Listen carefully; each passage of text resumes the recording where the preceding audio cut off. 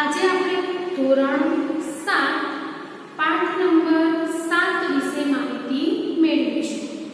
પાઠ નંબર 7 નું ટાઇટલ જોઈએ, હવામાન, આબોહવા અને આબોહવાની અસરથી અનુકૂલન પામતા પ્રાણીઓ।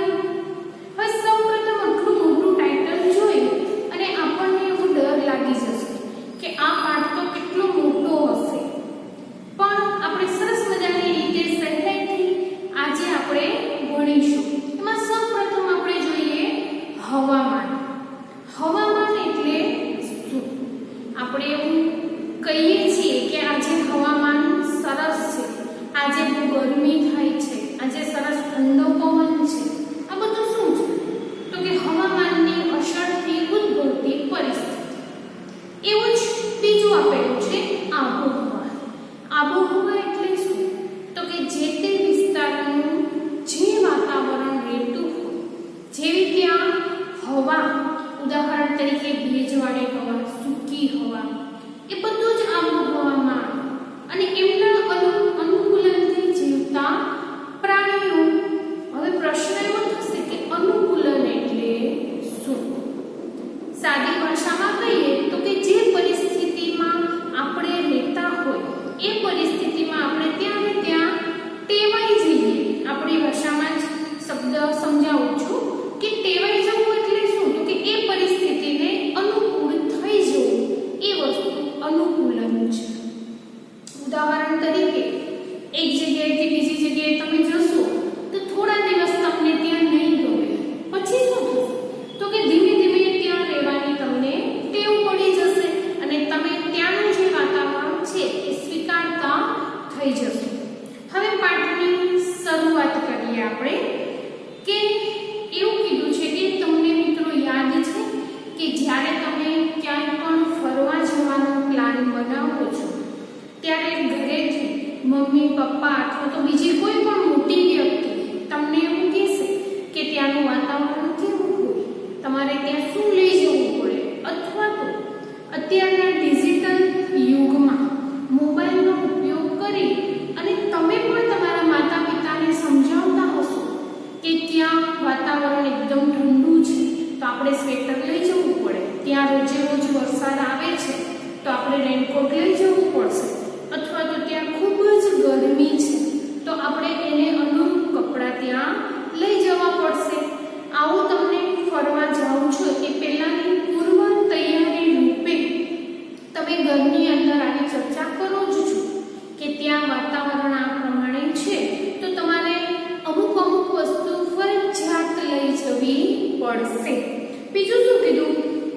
તો કે ઘણી વખત આપણે ઘરે બેઠા હોય અથવા તો ન્યૂઝની અંદર અથવા તો ન્યૂઝ પેપરમાં તમે હવામાનની ચર્ચા થતી હોય એવું સાંભળ્યું હશે। ઉદાહરણ તરીકે હાલનો સમય ચોમાસાનો છે તો અમુક અઠવાડિયા પહેલા એવી ચર્ચા થતી હોય કે આટલાથી આટલી તારીખ સુધી ભારે વરસાદની આગાહી છે। આ શું છે? તો કે હવામાન દ્વારા જાહેર કરેલી ચેતવણી છે। એ લોકો શું કરે છે? તો કે વાતાવરણમાં આવેલા અમુક પ્રકારનું ભેજનું પ્રમાણ પ્લસ તો કે પવનની ગતિ અને બીજા ઘણા બધા પરિબળોને ધ્યાનમાં રાખી અને એ લોકો એવી આગાહી કરે છે કે આટલા દિવસની અંદર આ વિસ્તારની અંદર ભેજનું પ્રમાણ ખૂબ જ વધી જશે અને ત્યાં ઘણો બધો વરસાદ પડશે અથવા તો ગાજવીજ સાથે પવન ફૂંકાશે। આવું ઘણું બધું તમે અત્યારના સમયમાં સાંભળેલું હશે જ। એના પછી શું આવ્યું? તો કે દિવસ અને રાતનું તાપમાન એકદમ સહેલી વસ્તુ સમજી શકાય એવી છે કે દિવસ અને રાતના તાપમાનમાં ઘણો બધો ફેર જોવા મળે છે। આપણે ઉનાળામાં સવારમાં વાતાવરણ એકદમ ઠંડુ હશે, એવું જ તો કે બપોરે તો કે ખૂબ જ ગરમી થશે, એવું સાંજે તો કે ફરી પાછું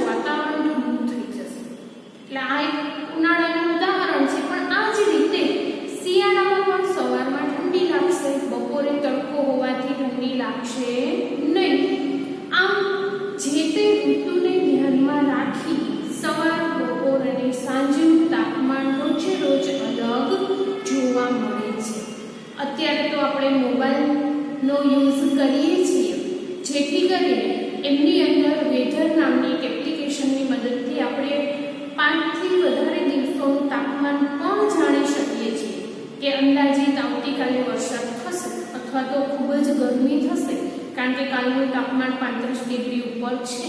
આવું ઘણું બધી માહિતી આપણે મોબાઈલ થ્રુ અથવા તો ન્યૂઝપેપરની મદદથી અથવા તો ન્યૂઝમાં પણ જોઈએ છીએ. હવે આપણે શરૂ કરીએ હવામાન 7.1 એના વિશે માહિતી મેળવીએ કે ન્યૂઝપેપરમાં આવતા હવામાન સમાચારનો નમૂનો એક આપણને અહીંયા બાજુમાં આપેલો છે. મિત્રો, તમે ટેક્સ્ટબુકમાં નાની કાપલી જોઈ શકો છો. શું કીધું છે તો કે દૈનિક હવામાન સમાચારમાં છેલ્લા 24 કલાકમાં થયેલા વરસાદ, તાપમાન અને ભેજની સ્થિતિ તમને ત્યાં દર્શાવેલી છે. બીજું શું દર્શાવ્યું તો કે દિવસ અને રાતના તાપમાનમાં થતો ફેરફાર, આ બધું જ ત્યાં દર્શાવેલું છે. બાજુમાં તમે નાનકડું કેવું આકૃતિ 7.1 માં સમાચાર પત્રમાં આપેલ હવામાન સમાચારનો નમૂનો જોઈ શકો છો. આ એક ઉદાહરણ સ્વરૂપે છે. બાકી મેં તમને અગાઉ વાત કરી એમ અત્યારના સમયમાં ઓનલાઈન પણ તમે આવું ઘણું બધું જાણી શકો છો.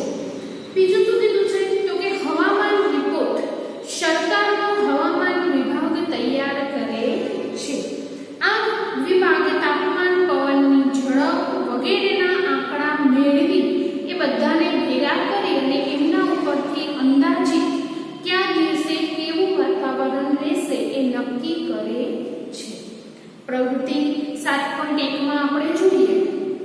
આ પ્રવૃત્તિ તમે જાતે ઘરે મોબાઈલની મદદથી પણ કરી શકો છો. બાજુમાં કોષ્ટક આપેલું છે 7.1 માં. એમાં તારીખ, મહત્તમ તાપમાન, લઘુત્તમ તાપમાન, ન્યૂનતમ તાપમાન, ભેજનું પ્રમાણ વગેરે ત્યાં દર્શાવેલું છે. કોષ્ટકમાં તમારે એ માહિતી તારીખ વાઇઝ તમારી પાસે જે હોય એ તમારે ઘરે પેન્સિલથી ભરી લેવાની છે. મોબાઈલમાં 5 દિવસ સુધીનું તાપમાન તમે જોઈ શકશો કે આજે તાપમાન સવારનું તો કે 29 ડિગ્રી રહેશે, એવું જ તો કે બપોરે તો કે અંદાજિત 32-35 ડિગ્રી સુધી જશે. અથવા તો ઘણી વખત એવું થાય કે સવારમાં વાતાવરણ ઠંડુ હોય, બપોરે ખૂબ જ તડકો હોય અને જેવી સાંજ થશે ત્યાં એકાએક વરસાદ આવશે, અથવા તો ખૂબ જ વરસાદ આવતો હોય અને અમુક કલાકમાં જ ફરી પાછો તડકો તમે જોઈ શકશો. આમ હવામાનમાં થતા પરિવર્તન એ બધું જ કુદરતી છે. અહીંયા આપણે જોઈએ કે વર્ષા માપક સાધનની મદદ વડે તમે વરસાદનું માપન કરી શકો છો. સામાન્ય રીતે અંકિત નળાકાર એટલે શું મિત્રો તો કે નળાકાર તો આપણે બધા જાણીએ છીએ કે આની કાચની લાંબી નળી જેવો ભાગ જેને તમે નળાકાર કહી શકો. પણ આની અંદર અંકિત એટલે શું તો કે ત્યાં તમને માપ આપેલા હશે કે અહીંયા ઉપરથી માપ આપેલ હોય અલગ અલગ, એટલે આપણે નીચેથી લખવાની શરૂઆત કરવાની.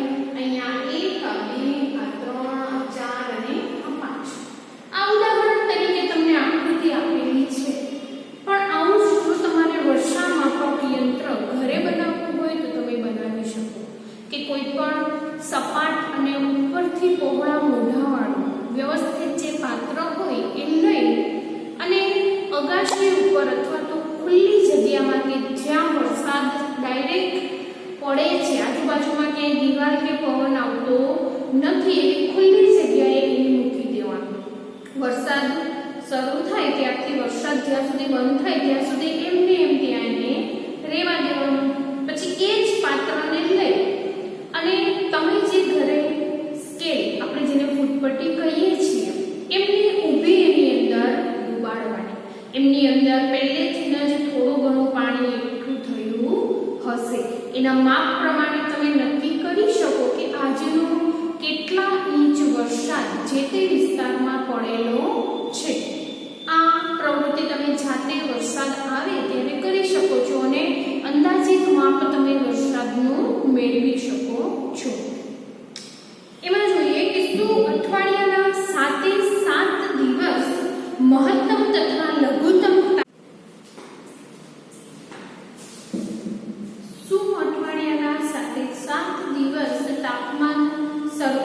હોઈ શકે છે? તો કે ના. તમે કોષ્ટકમાં જે નોંધેલું છે એમાં મિત્રો નજર ફેરવી અને જોઈ શકો છો કે ક્યારેક એવું બને કે એકાદા 2 દિવસ તાપમાન લઘુત્તમ અને મહત્તમ કદાચ ને સરખું હોય, પણ અઠવાડિયાના બધા જ દિવસ કોઈ દિવસ તાપમાન સરખું રહી શકે નહીં. નીચે સરસ મજાનું હવામાન વિશે માહિતી આપી છે અને એક લાઈન કીધી છે કે તાપમાન, ભેજનું પ્રમાણ, વરસાદ, જે તે પવનની ઝડપ આ બધું જ કોઈ પણ સ્થળના વાતાવરણની રોજબરોજની પરિસ્થિતિ તે સ્થળનું હવામાન છે.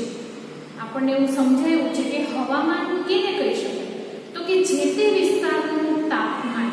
હવે આપણે જાણીએ છીએ કે તાપમાન રોજે રોજ સરખું નથી. બીજું શું કીધું? તો કે ભેજનું પ્રમાણ, એવું જ વરસાદ અને પવનની ઝડપ.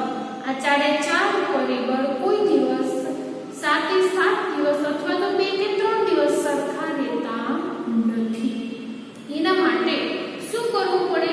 તો કે જે સ્થળનું તમારે હવામાન જાણવું છે ત્યાંનો એક ચાર્ટ બનાવી અને અમુક દિવસોનું તાપમાન, ભેજ, પવનની ઝડપ, વરસાદ એ બધું જ એમાં નોંધ કરવી પડે.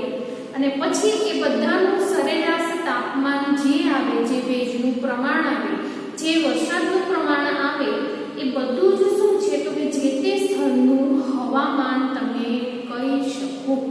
ડાયરેક્ટ એક દિવસ ઉપરથી તમે નક્કી ન કરી શકો કે આ સ્થળ કાયમી માટે ગરમ જ રહે છે કે કાયમી માટે ત્યાં વરસાદ જ હોય છે, એવું નથી. કારણ કે જ્યારે તમે ત્યાં હો છો ત્યારે લગભગ ચાન્સ વરસાદ આવી ગયો અથવા તો એક દિવસે ગરમી હોય, તો એવું જરૂરી નથી કે રોજે રોજ ત્યાં ગરમી જ હોય. એટલા માટે અહીંયા એવું કીધું કે આ બધા જ પરિબળોનું એક સરેરાશ માપ કાઢી અને જે તે સ્થળનું હવામાન તેને તમે કહી શકો છો. હવે અહીંયા એક સરસ શબ્દ નીચે આપ્યો છે, કયો? તો કે પ્રાચીન. પ્રાચીનો એટલે શું? તો કે પ્રાચીનો એટલે જે તે વિસ્તારનું પરિબળ. પરિબળ એટલે શું? તો કે હવામાન, ભેજ, તાપમાન જે અસર કરતા જે પણ પદાર્થો કહી શકીએ, અથવા તો પરિબળ એટલે અસર કરતું વાતાવરણ, એને તમે પ્રાચીનો કહી શકો. તેને બીજું શું કહેવાય? તો કે મૂળ તત્વો. હવામાનના અથવા તો વાતાવરણના મૂળ તત્વો તરીકે તમે એને ઓળખી શકો છો. બીજું એવું કીધું છે કે હવામાન એ એક જટિલ ઘટના છે. જટિલ એટલે કે તો કે અટપટી અથવા તો અઘરી. કારણ શું? તો કે ક્યારેય તમે હવામાનનો અંદાજ લગાવી શકો નહીં. ઘણી વખત એવું બને કે અત્યારે ખૂબ જ તડકો છે, થોડી વાર થશે અથવા એકાદ કલાક થશે તો પુષ્કળ વરસાદ આવશે, અથવા તો ફરી પાછી એકાદ કલાક કે 30 મિનિટ થશે તો ગાજવીજ સાથે પવન ફૂંકાશે. આમ વાતાવરણની અસર તમે પહેલેથી નક્કી કરી શકો નહીં. તમે માત્ર એની સંભાવના દર્શાવી શકો છો. એટલા માટે એવું કીધું છે કે વાતાવરણ એ એક જટિલ ઘટના છે, એને ઉકેલવી ખૂબ જ અઘરી છે. હવામાન વિભાગ દ્વારા ત્યાં જે વાતાવરણ હોય છે એનું સરેરાશ માપ કાઢી અને જે તે સમયની આગાહી એ લોકો અગાઉથી કરી દે છે. અને એ આગાહી અમુક અંશે સાચી પણ પડે છે, પણ ક્યારેક એવું બને છે કે આગાહી હોય છતાં પણ જે તે પરિસ્થિતિ ઉત્પન્ન થતી નથી. બીજું કીધું છે કે 3 ઓગસ્ટ 2006 થી 9 ઓગસ્ટ 2006 સુધીનું મેઘાલયમાં આવેલા શિલોંગનો નોંધાયેલો મહત્તમ આલેખ અહીંયા આપેલો છે. અને જે મેં અહીંયા કોષ્ટક નોટ પર પહેલેથી જ બનાવી દીધું છે અને અહીંયા આલેખ પણ આપણે સાથે સાથે જોઈતા જશું. આલેખ દોરતા મિત્રો તમને બધાને આવડે છે, માત્ર અહીંયા નજર રાખી અને થોડું ધ્યાન આપવાનું છે. શું કીધું તો કે અહીંયા 3 તારીખથી 3 ઓગસ્ટ 2006 થી 9 ઓગસ્ટ 2006 સુધીની તારીખ આપી દીધી અને ત્યારનું તાપમાન આપી દીધું છે. હવે એ જ તાપમાન અને તારીખ અહીંયા કોષ્ટકમાં આ તાપમાન છે અને નીચે તારીખ આપી દીધેલી છે. આપણે શું કરવાનું છે તો કે માત્ર એ ચાર્ટમાં દર્શાવવાની છે. એમાંનું પહેલું આપણે જોઈએ ત્રીજી તારીખે તાપમાન કેટલું હતું મિત્રો તો કે 26 ડિગ્રી અંશ સેલ્સિયસ. ત્યાં એક ટપકું તમે કરી શકો. એના પછી જોઈએ 4 તારીખે તો કે 23.5 અહીંયા 23 અને અહીંયા 0.5 અંશ સેલ્સિયસ. ત્યારબાદ તો કે 5 તારીખે તાપમાન કેટલું હતું તો કે 25 ડિગ્રી અંશ સેલ્સિયસ. એના પછી આગળ જોઈએ 6 તારીખે તો કે 22 અંશ સેલ્સિયસ. એવું જ 7 તારીખે 25.5 અંશ સેલ્સિયસ. 8 તારીખે તો કે 23.3. અહીંથી મિત્રો તમે ઉપર જશો અહીંયા 23 અને 3 કીધું છે. અહીંયા જો તમે ટપકું કરશો તો 5, અહીંયા કરશો એટલે 3 તમે દર્શાવી શકો. આ લેખમાં ચોક્કસ માપ દર્શાવી શકાય છે. અહીંયા બ્લેકબોર્ડમાં અંદાજિત માપ દર્શાવેલું છે. ત્યાર પછી લાસ્ટમાં જોઈએ 9 તારીખે કેટલું તાપમાન તો કે 24.5. અહીંયા 24 અને આ 0.5. હવે આ બધા જ ને એક લાઈનમાં જોડી દેવાનું છે. 4 તારીખ, આ 5 તારીખ, આ 6, આ 7 તારીખ, આ 8 અને આ 9. અહીંયા તમે સરળતાથી જોઈ શકો છો કે આ ચાર્ટમાં એક દિવસનું તાપમાન 3 થી લઈ અને 9 તારીખ સુધીનું તાપમાન ક્યાંય સરખું આવેલું નથી. અને બીજું એ કે તાપમાનમાં ઘણો બધો ડિફરન્સ છે કે એક દિવસ 26 ડિગ્રી અંશ સેલ્સિયસ હાઈએસ્ટ હોય તો એક દિવસ કેટલું હોય તો કે 21.5 અથવા તો 21 ડિગ્રી કે 22 ડિગ્રી પણ તાપમાન હોઈ શકે છે. આમ વાતાવરણનો ચઢાવ અને ઉતાર જે ચોક્કસ રીતના કોઈ દિવસ આપણે આગાહી કરી શકતા નથી.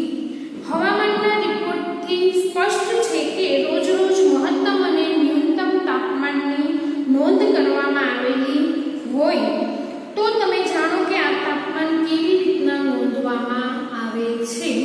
ફરી પાછું મિત્રો યાદ કરો પ્રકરણ નંબર 4 એમાં આપણે થર્મોમીટર વિશે ભણી ગયા હતા.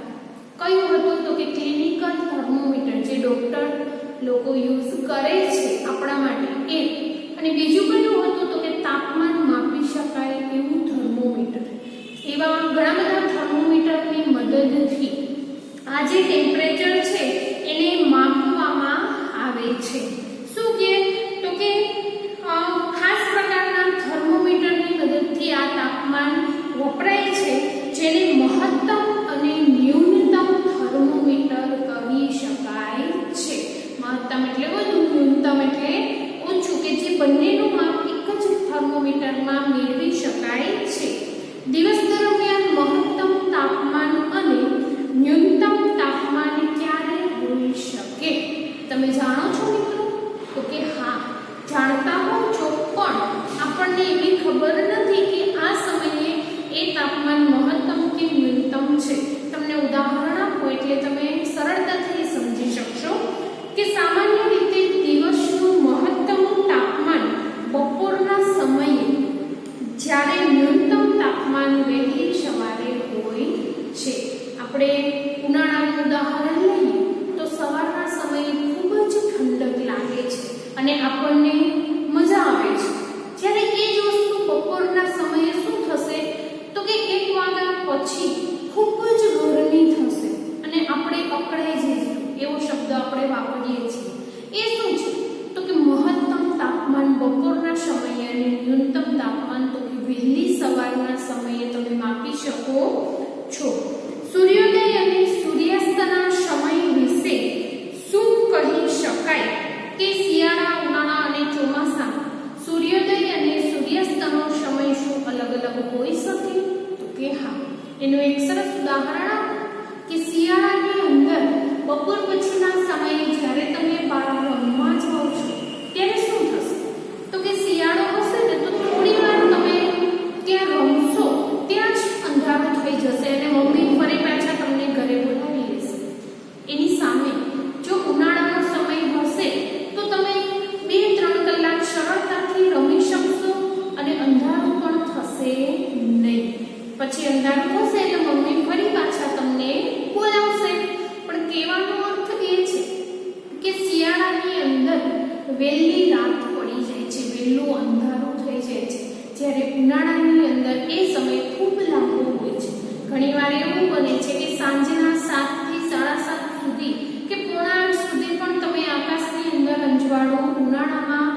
જોઈ શકો છો.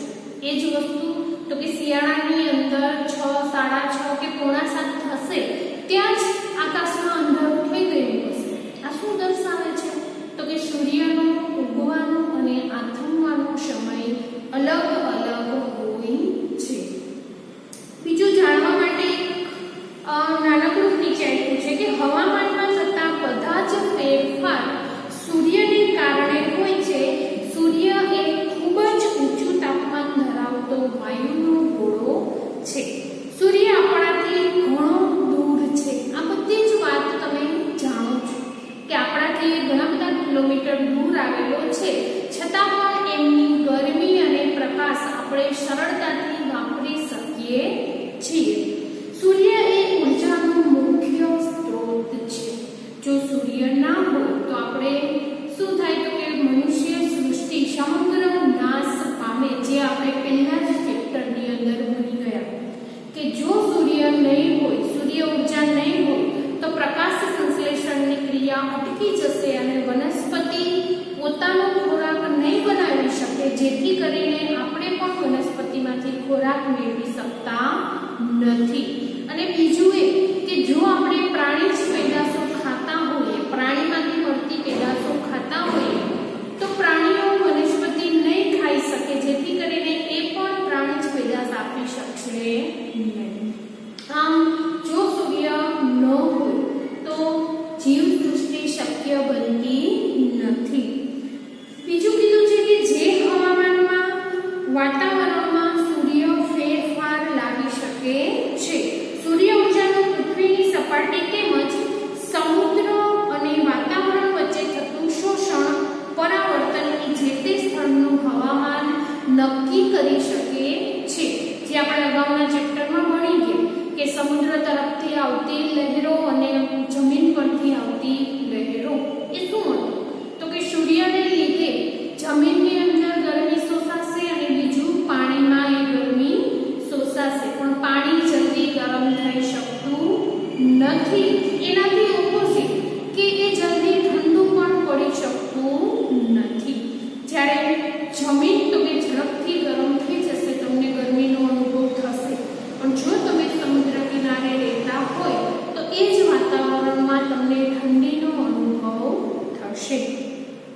બીજું તો કે રણ પ્રદેશ અને સમુદ્રનું વાતાવરણ એ બંને, અને ત્રીજું પહાડી પ્રદેશનું વાતાવરણ, એ બધાના વાતાવરણમાં ઘણો બધો ફેર જોવા મળે છે.